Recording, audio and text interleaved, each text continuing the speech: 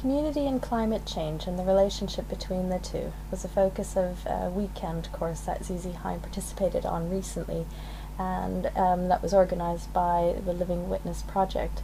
And so I thought it would be interesting and good to find out a little bit more about that weekend. Yes, we started with a session looking at some of the climate science and where the world's up to. And what I thought was interesting, the world's largely woken up to the fact that there is a problem, that climate change is happening, and the fact that climate change is happening is a problem. But what we're not doing, we're making some changes, but what we're not doing to any significant extent is changing nearly enough. Neither governments nor individuals, even concerned individuals, are not making the kind of scale of change that we'll need to do in order to avert climate change. And so we were looking at, well, why is this? And part of the issue is risk.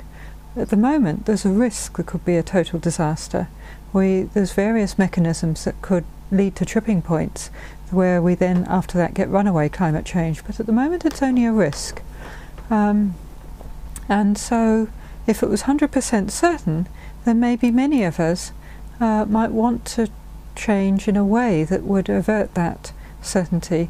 But while there's only a risk that the climate could stabilise at a hotter equilibrium where 90% of the current species on the planet, including ourselves, could become extinct, while that's only a risk, most of us are not feeling that it's necessary to change, or at least not to the scale of change that's needed. And so we looked at, well, there's this balance between how important is it to us, our current lifestyle, compared with what level of risk would we want to wait for before we'd feel we wanted to change. And I thought that was an interesting idea, that at the moment our current level of lifestyle is more important to us than the risk of complete climate catastrophe. And if we don't change, well, the risk will increase and increase, and at what point will the risk be high enough that broadly as people we do want to change? We also looked at the issue of community, and one of the things that I thought was interesting there is that people no longer consume according to their class or their social economic group or their status.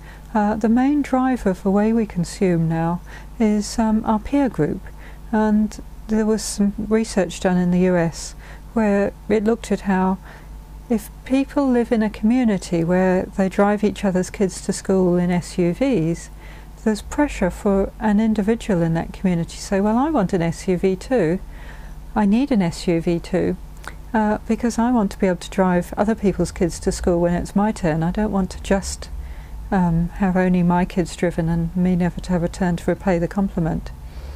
So the way we live, our need to fit in, means that we don't consume according to our actual needs, but according to how our peers are and how our peers consume. And peer groups, our peer group is a type of community, so this related to the theme of the weekend of community. And we had a discussion about, well, how do communities change to a low carbon lifestyle? How might they want to? And this led on to a very interesting session on looking at, well, what might a low carbon lifestyle look like? And I found it really inspiring to look at, well, what sort of culture would we want to live in?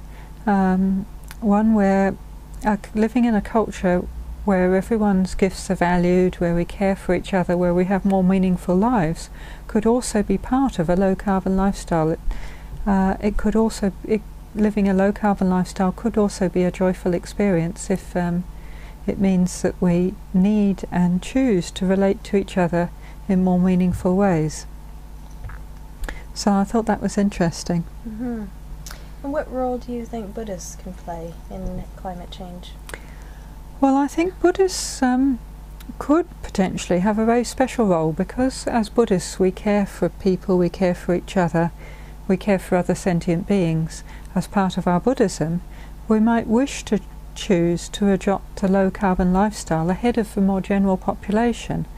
And therefore, if we did this, we would have an opportunity to demonstrate an alternative life based on ethics and caring, and living out our Buddhist values, that is, and a belief that a simple lifestyle, freely chosen, that also benefits the planet, can also be a joyful experience. Well, thank you very much.